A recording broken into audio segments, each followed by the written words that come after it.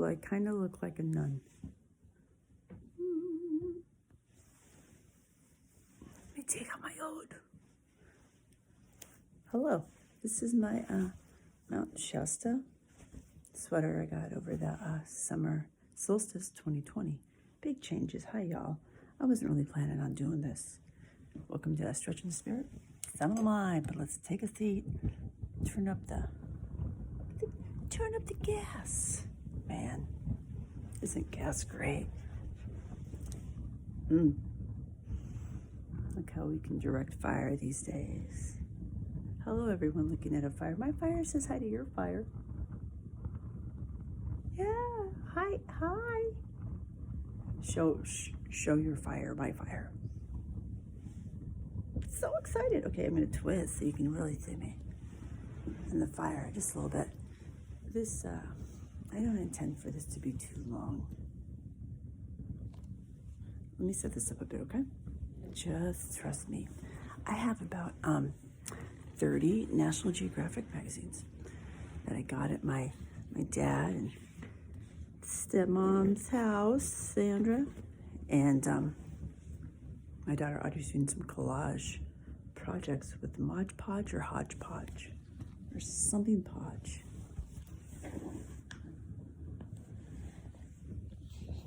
I'm just going to lean you up against a bunch of National Geographics, which the top one is The Search for Sacred Text. You know what's awesome? You know what you guys do all the time is you text. You are texting your sacredness, or lack thereof, knowing what is sacred. You know, it's just interesting that. But here's what I'm going to talk about. I want to talk about confession.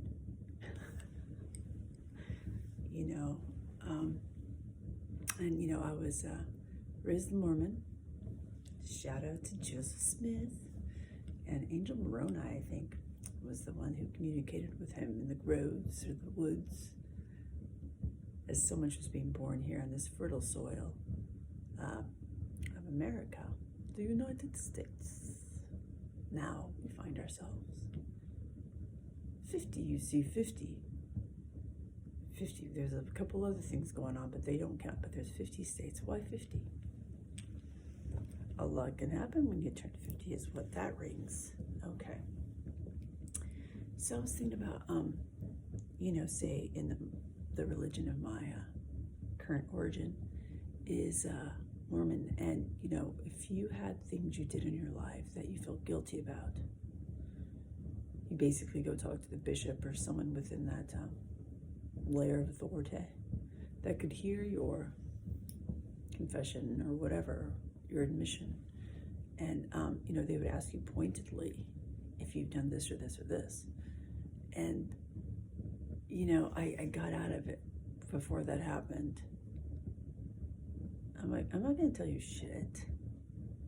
There was this level of like, no, you have to tell us everything you've done. You didn't get to have any privacy to feel safe within. So yeah, I got out of that. Isn't that weird that that's the case? Ask your fire. Isn't that weird? My fingers are dancing with the fire. But I also believe that that was a way of leveling the, the head. Like, when we would pray, like, full germs and bare head. That's like the most restrictive pose. Is this, right? When you pray, you should be like, ay, ya, ya, ya, ya,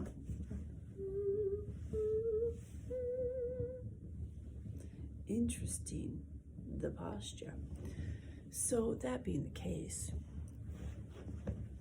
most likely these things were so shameful you probably didn't tell anybody else. So, you're like, okay, but when I die, it's gonna be cool because I told the priest or the bishop or whoever, and that'll make it so my feather and heart way out, right?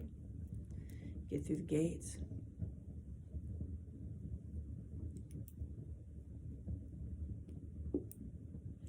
On the wings of love, up and above the clouds, the only way to fly.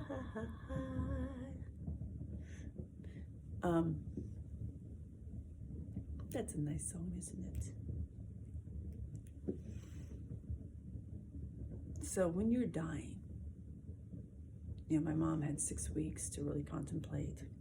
She stopped watching the news. It didn't matter. All the current events were just meaningless to her. All the wars she was fighting. Outside of her field, she was now brought within her body to process. She had fun. We watched movies. I painted her nails, and we had some laughs and some cries, and I was so blessed to be right with her up until the moment she left body, right by her head. I was literally like around her for about 12 hours. She was going into the shutdown. What is it called? There's a sound you make, the death rattle. And but she had 6 weeks to process some things, and I don't know if she felt like she really got anything off her chest. But I got to see that. So I know that we all have things to get off our chests, some things that are pretty deep. And when you're out of body, all those things kind of come rushing in, along with the beauty too. But you see where you could have done something and you didn't, and that is not going to weigh out. You know what I mean? In Aquarius, there's just too many ways to you have so many options to get there before that happens. And as Easter approaches, which is on March 31st, 331-2023, and that's just pretty cool right there. Number wise, 33. I mean, come on, vertebros. Papa Jesus' age. When he's like, let's level up. So, it's interesting to have the ear for those kind of calls out there, and know that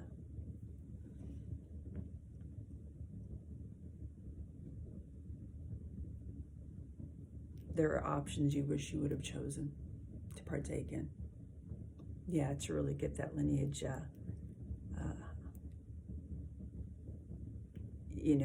to the bullseye, to know like this is what the medicine was.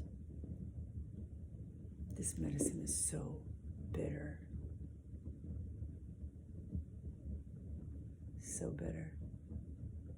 And that's how you know it's real. It is real. Noel. Render. Remember you are rendering. All right, good. This isn't even too long. Yay! I'm going to go out and see if I can find the moon, do some dancing. I hope you enjoyed the show this morning on this beautiful Sunday. Getting some water. It's beautiful, clear. I mean, come on. Water, fire. Must I explain how amazing these elements are? And you are. All right. See if you can clean up any messes out there. All right. The heart and the feather. It's delicate. Love you all. Namaste.